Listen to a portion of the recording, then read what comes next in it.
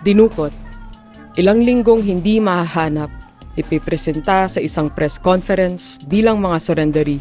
Sa mga nagdaang taon, ito raw ang laganap na eskema na napapansin ng human rights groups mula nang maitatag ang National Task Force to End Local Communist Armed Conflict o NTF-ELCAC. Tinawag nila itong persahan o peking pagpapasurrender. Naging tampok na kaso sa ilalim ng Marcos Jr. administration ang sapilitang pagpapasurrender sa environmental activists na sina Jonila Castro at Jed Tamano.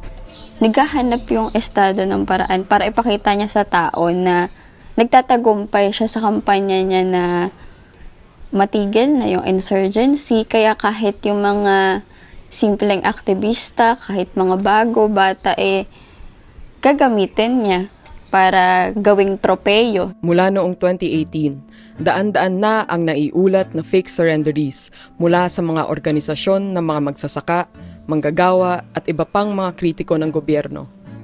Sa datos na inilabas ng militar noong 2016, may 4,000 miyembro na lang daw ng New People's Army. Pero sila na rin ang nag-ulat na umabot na sa higit 20,000 individual ang sumurrender.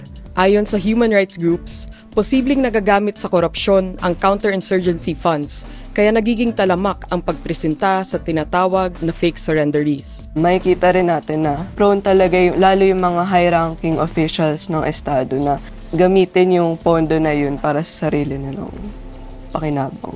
Dagdag ni Jonila, malaki ang pondong ginagamit ng mga ahente ng militar para sa mga operasyon nilang surveillance, pananakot at pamimilit na sumuko. Mula raw 2022, nadiskubre niyang hindi siya tinatantanan ng surveillance ng mga ahente ng militar. Sinabi din yun sa amin ng mga dumukot sa amin Tumira talaga sila dun sa may kapitbahay namin. Like, ng 4 na buwan. Dito napupunta yung yung intelligence fund, yung confidential intelligence funds. Tapos yung napakalaking pondo ng militar. Kung hindi nga raw ipipresenta bilang surrendery, ay iwawala na lang ang mga dinukot. 12 na ang desaparecidos sa una't kalahating taon pa lang ng kasalukuyang administrasyon. Ayon sa human rights groups, hindi na bago ang ganitong eskema, pero mas nakababahala ang mabilis na pagdami ng bilang ng mga biktima. Ang sinasabi ng mga sundalo at ELCAC na sumurrender nga kami, voluntary, at iba yun sa mga ibang kaso ng desaparecido. Hindi yun totoo dahil parehas lang yung paraan na ginawa sa amin, sa ginagawa hanggang ngayon sa iba pang mga aktivista na dudukutin, isa-subject sa interrogation at psychological warfare. Tapos kapag hindi nag-cooperate, papatay nila. Mayroon naman daw talagang sumusukong mga naging miyembro ng revolutionary groups.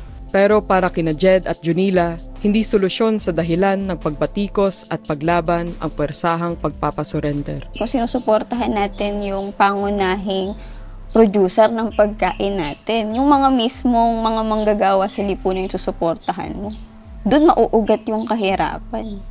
Hindi sa pamamagitan ng pagpapasuko. Tulad ng panawagan ng mga kapamilya ng mga biktima ng pagdukot at sapilitang pagkawala, naninindigan sina Jed at Jonila na ipagpapatuloy ang panawagang ilitaw ang mga desaparecidos. Magpatuloy lang sa paghahanap sa mga desaparecidos. Tulad nung nangyari sa amin, naging lesson ito na hindi tayo dapat tumigil sa pag-expose at pagpapanawagan dahil ito naman yung tama at hanggat walang hustisya, dapat lang tayo magpatuloy.